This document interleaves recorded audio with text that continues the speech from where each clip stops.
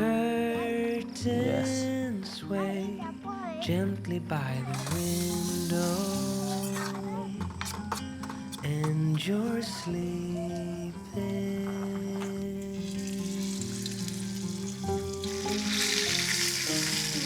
Pawis si Don! Mama yun! Ate Duday, mama yun! Dancing on my skin. Yan naman ang anak. Makes me stay in bed a little longer. Kinabahan din siya. Huwag mo kasi dikit ng mga tagal. Oo, ikot-ikot. Ano naman.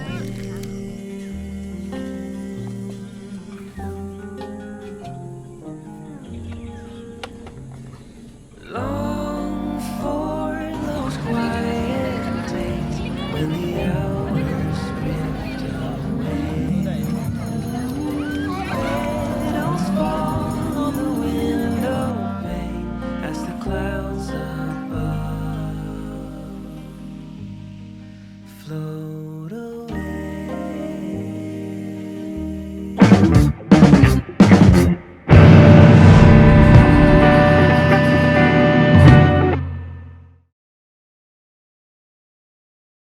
Hi guys, for today's video may camping uli tayo.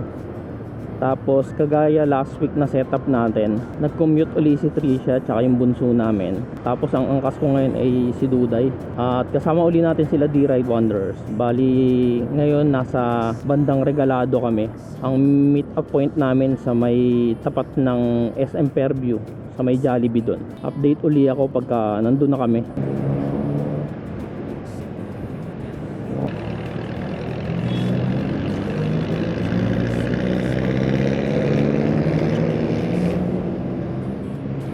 Dito na tayo guys, Jollibee na.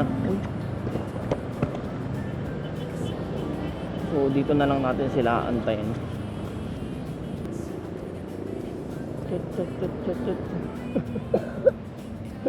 Kaya pala nakaupo ka eh, nagpapalipad. Sayang eh. Kala ko mauuna pa kami. Hindi. Mabilis lang pag ano. Kaya nga eh, baba ka muna Duday. So nandito na tayo guys, andun na sila D-Ride Wanderers. Ito, papalipad lang ng drone si Dave, tapos si Shane nag-take out lang ng pagkain. So pahinga muna konti, tapos alis na. Tingnan nyo oh, si Duday oh, napaka-antukin talaga. Nakatalungko na naman. So update na lang ako mamaya guys pagka paalis na tayo. So paalis na kami guys, papunta na kaming Conor. Sama na namin sila D-Ride Wanderers. So base dito 54 minutes, nandun na tayo sa Conor. Malayo-layo rin, 25 kilometers. Dito lang naman traffic sa part na to, tsaka dun sa bandang unahan. Pero pag lumagpas na yun, parang pagdating ng Tungko na, dire-diretso na yun.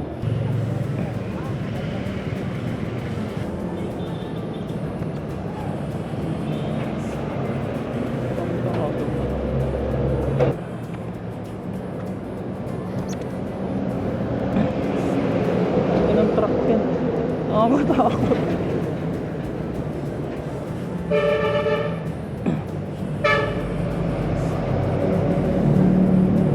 Grabe yung mga ganung truck guys, nakakatakot.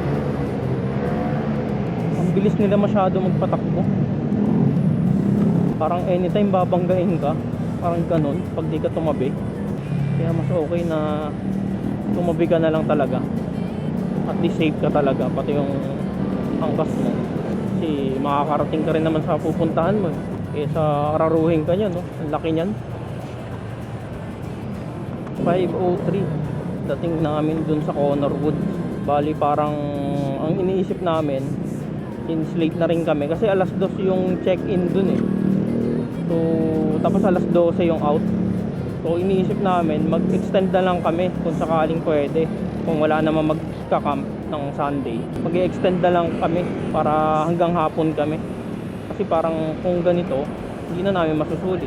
So tignan natin kung payagan tayo ng Conor na mag-extend. Mabait yung Conor Wood guys, kasi nilibre na nila yung extend namin hanggang hapon. Ang hirap pala mag-vlog nang wala si Tricia. Wala akong kausap, wala akong kasalitaan. Iba pa rin talaga pagka may kausap ka. Mas madali siya. Malapit-lapit na dito nung lumusot kami guys eh. Nalusot kami sa kanal ni Tricia nung papunta kaming Kabanakan yata, Casa del Pueblo. Doon banda sa unahan, lumusot kami nun eh. Puno kasi ng tubig, hindi halata, hindi pansinin na may butas pala siya. Diyan, dito yun eh. Tinakpan na oh. Ayun oh, diyan kami lumusot.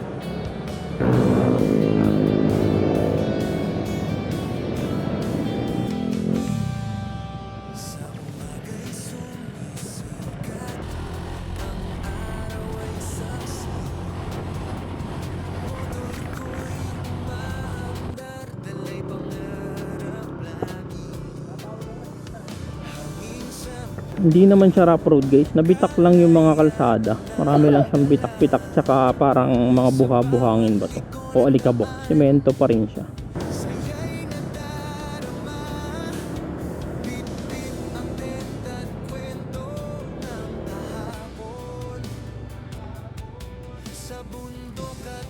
Ito, dito ang rough road pero sobrang saglit na lang nito.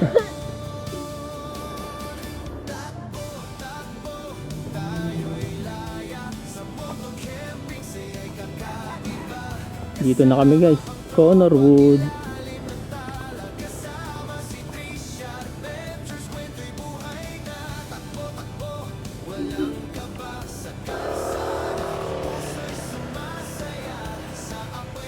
Ganda rin dito guys, so tignan nyo oh.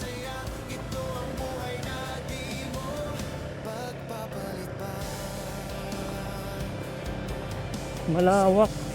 So tama lang na hindi namin dinala yung push bike ni JM dahil hindi rin pala.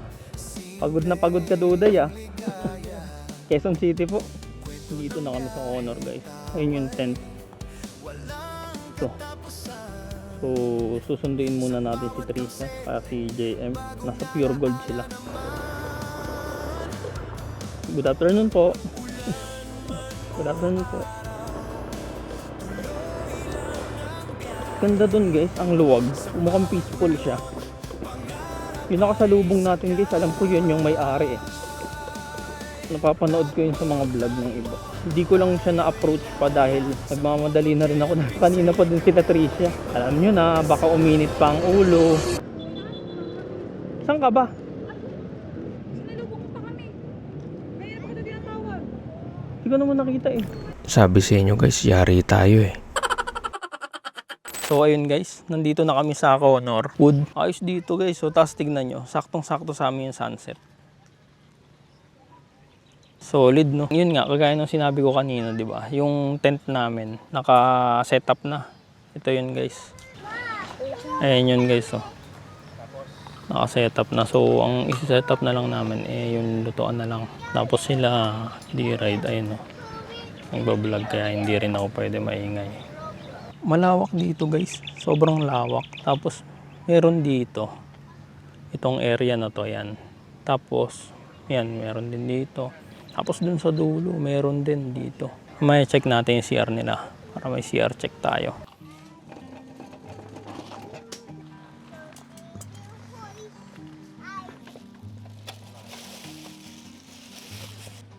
Morning comes with the early summer light. Curtains sway gently by the window, and you're sleeping. So mag-iigib muna kami ng tubig guys. Tapos si Duday babanlawan yan. Yes. Ito guys, so tignan nyo, meron din ditong spot. Ito yung CR nila guys oh. Shower. So ito, may parang sink sila dito. And then ito. Yung ilaw dito sa toilet guys, meron naman. Hindi ko lang yata alam kung paano buksan yung ilaw. Yun lang. Malakas yung tubig nila dito guys. When the hours drift away, petals fall on the window. So for today's video guys, ako ay maghihiwa na ng garlic. Kasi tayo ay magpa-garlic butter shrimp. Ayun, taray. So habang nagsasaing, tayo ay magtatanggal na ng balat-balat at maggagayat tayo ng ating gagamiting bawang. So nga pala guys, bago yung ating lutuan, dahil last na camping natin, nung ginamit natin yung maliit na lutuan, siya ay umapoy. Hindi. Mas sturdy lang itong binili natin ngayon. Pero lang dyan, dala pa rin namin for in case na manibago, ganyan. So far, maganda naman to. So, ayan, nandito tayo sa Corner Woods and super tahimik. At super windy. Windy daw, sabi ng aking anak. Taray, di ba? Hindi, windy. Windy talaga siya, guys. Maganda dito, guys. Alam ko, hindi ka pwedeng mag-walk-in dito. Kasi, iniiwasan siguro nila yung crowded na. Siyempre, para peaceful nga naman, di ba? Kaya ka nag-camping dahil gusto mo ng peaceful vibes. Habang busy ang aking mga kasamahan. Ay, kasamahan. Sino ka dyan? So, sila D-Ride Wanderers ay nagsiset up pa ng kanilang tent. Yung aming tent kasi guys ay inavail namin yung sila na magbobuo. Ganon ang atake. Kasi nga kasama namin yung mga bata. Para less hassle. Tsaka matagal na tong nakaset up. Ito dapat yung una nilang camping. Pero dahil tayo ay nakasama sa Camp with Akos, sinama na din namin sila. So ito na yung pangalawang camping. Nakasama natin sila guys. So far, ang dami naman nilang hanash. And gusto nilang maulit yung ganito.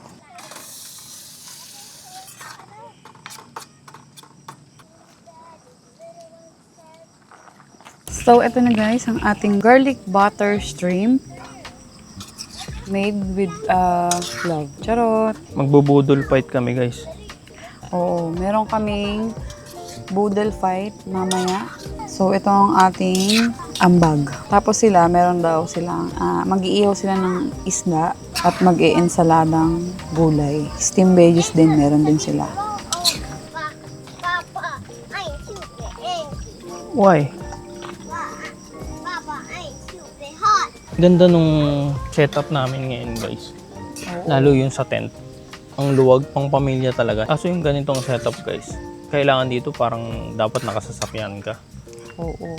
Mahihirapan kami dito kung motor. Full pack na full pack. Hmm. Baka pati yung click namin ay sumuko. Tsaka isipin nyo, tent pa lang to. Ang laki na masyado.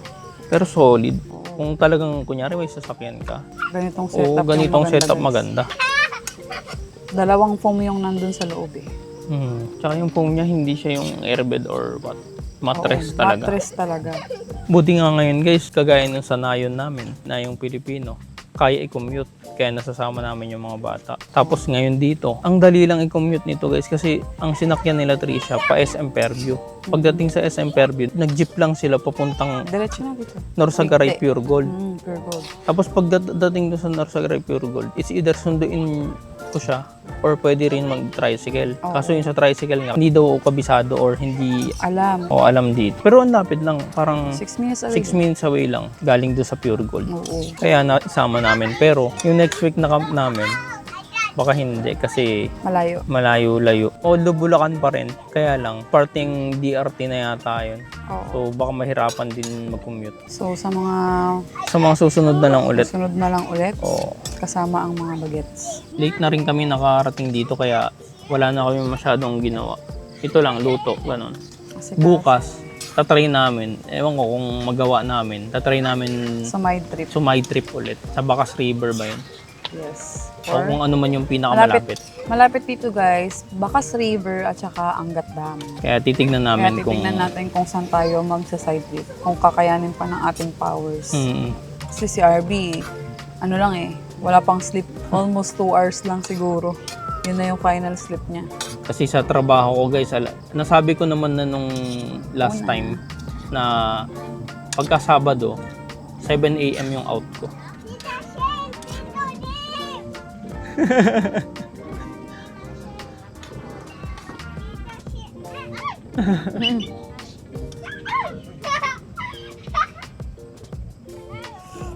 Naghihimay ng talbos.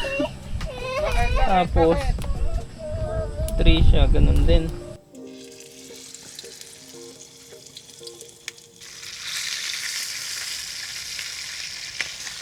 So, kasalukuyang nagluluto ng isda si Trisha, guys. Hindi nyo ako nakikita, no? Kasi nasa likod ako ng camera. Baliw. Ang ganda dito, guys, kasi sobrang tahimik niya. Talagang hangin, tsaka yung mga kuliglig ka maririnig. Pero more on hangin siya. Tahimik. Ganito yung magandang pag-campingan, pag tahimik. Tsaka malawak siya, guys. Parang ngayong gabi, 5 campers yung nandito. Kasama kami. Pero kahit mapuno yung ano, kasi blower wala. Hmm. Pero kahit mapuno siya, parang Hindi siya pa rin sobrang crowded. Malawak-lawak din kasi. Ayun ako, naririnig nyo yung pagaspas ng hangin.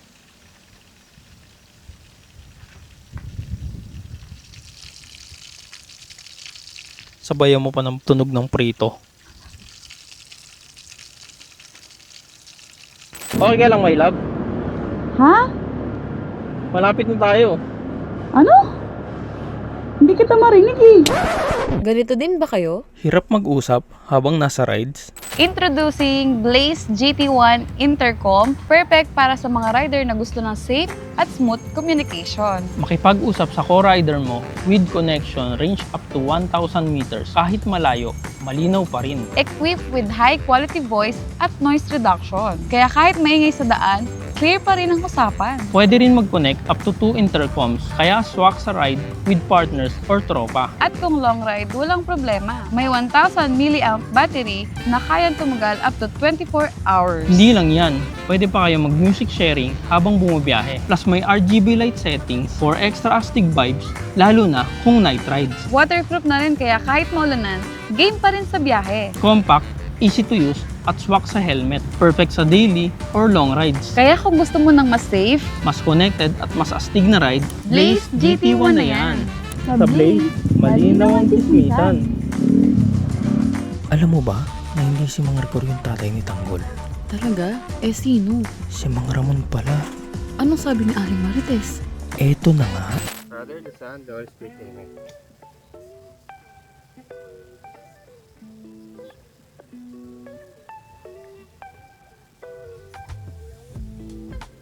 Yun yung problema namin pag nagpe-pray. Ganyan yung itsura niyan lagi. kala mo sinasapian na agad eh. Pawis si Don.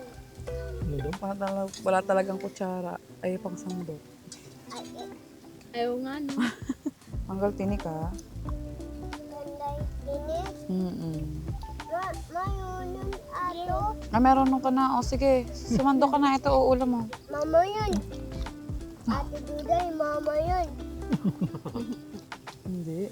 May nawawalang green. Anong green? Petchay. Ay, oo nga. Nandun ba ako nyo po doon? May nawawalang green. Kala ko yung kutsara niya na naman eh.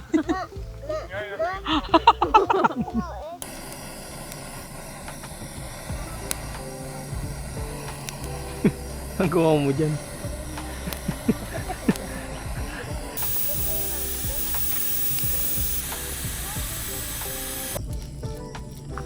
Yan naman ang anak. Si Jaden.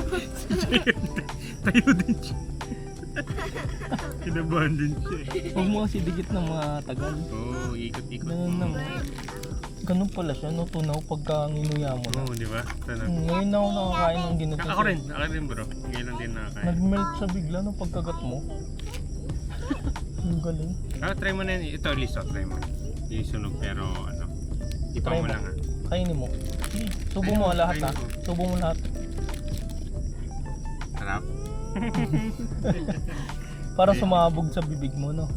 Natuna sa bibig. Try it. Sumabog. Bakit? Sumabog sa bibig. Yung reaction niya. Gusto mo pa ba? Marshmallow? Gusto mo pa. Mas mabilis na naguguya. Ilalagay mo palang luto na. Tama? At least nag-bonfire tayo na hindi pa uwi, no? Kaya nga. Nag-compare tayo. Ang problema. Nakakatulala talagang bonfire yun. Para siyang baksit. Oo, lali. Ay, mababaw naman siguro. Eh, unang hahanapin natin. Ano po yung mababaw?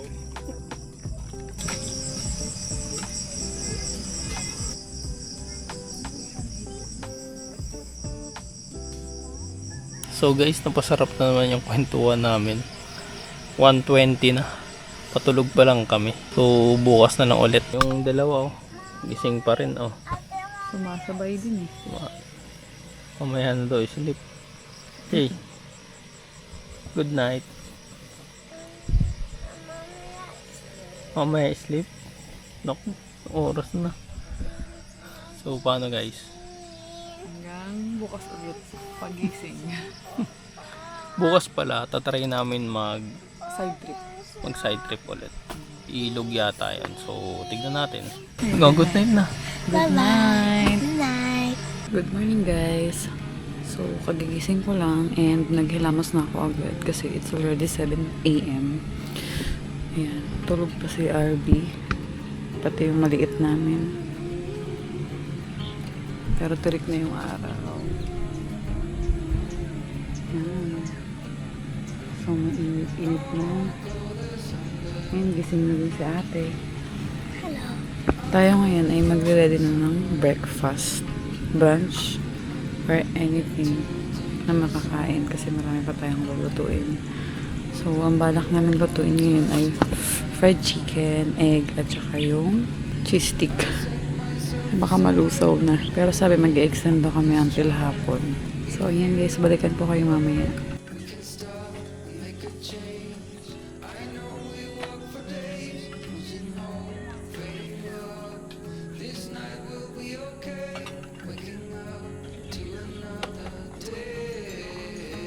So, tayo guys ay nagko-coat na ng chicken. Habang nagsasaing, chichicken na tayo para multitasking yung atake. Ayan, tulog pa din si Bossing RB. Siya ay pala desisyon. Tapos na natin makot ang ating fried chicken.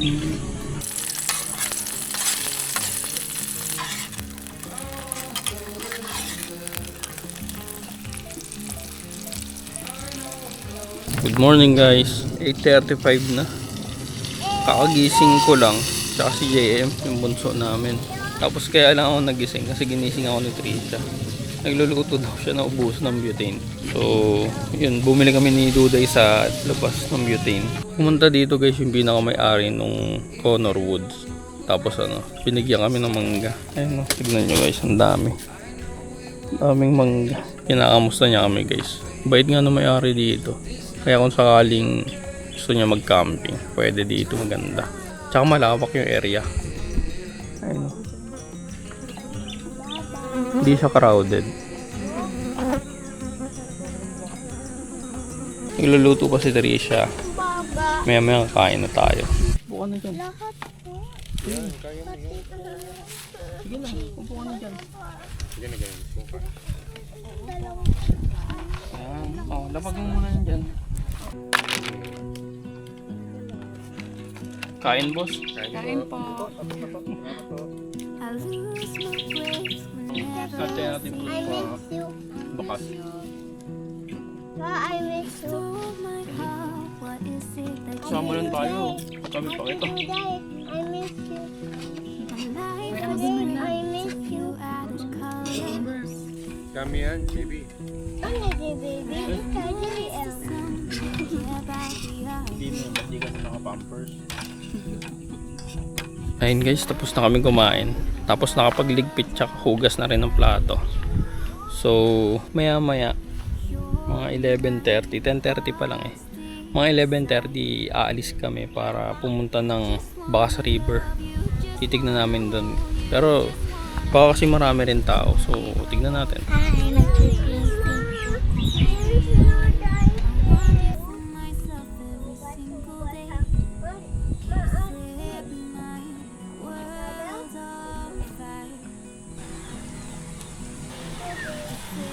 DJ. Ay, daw. Hi ka. Hi. Ay, daw. Where are you going? We're going. Swimming. I was swimming. Bakit? Yummy tune. So, pumunta tayo ng Bakas River ngayon. Kasama sila. D-Ride Wanderers. Heyo. At ang pamilya.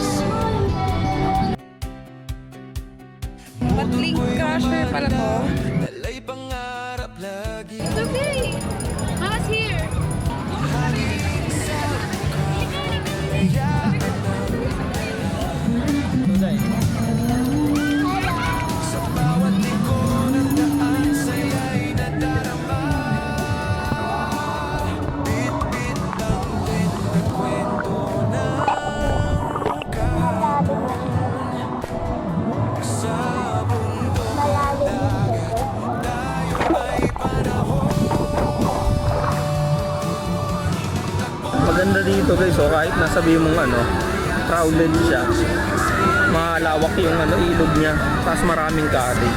Yung cottage na rentahan namin, 500 siya. Good for 12 packs na yun. Oh, good for 12 packs na yun. Tapos ito siya oh. So kahit maaraw, kahit maaraw siya, malilim pa rin kasi shaded siya nung puno. Kaya kung sakaling pupunta kayo dito guys, try nyo dito. Tapos yung sa cottage na pinuntahan namin, try nyo rin doon. Tapos mabait pa yung ano, yung parang may-ari o caretaker. Dahil ano, approachable talaga. Kasi si Duday oh, enjoy na enjoy oh.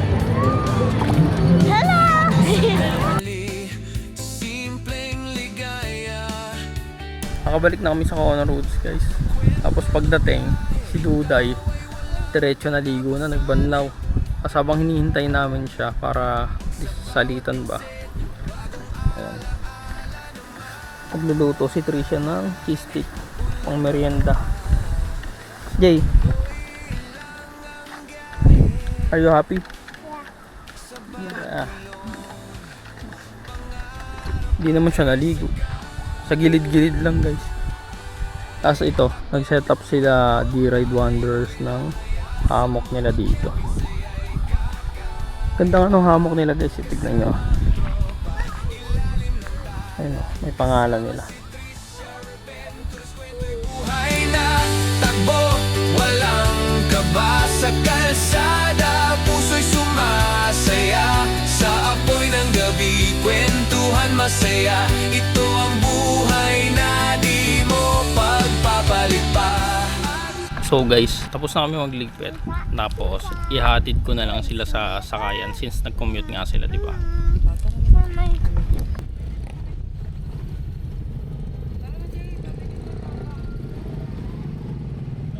Pauwi na kami guys. So sila Trisha, hinatid ko na sa sakayan. So ang magbabiyahe na lang kami ni Duday. Ayan. Tsaka sila D-Ride Wanderers. So hindi na ako mag-outro dito. Ako lang mag-isa eh.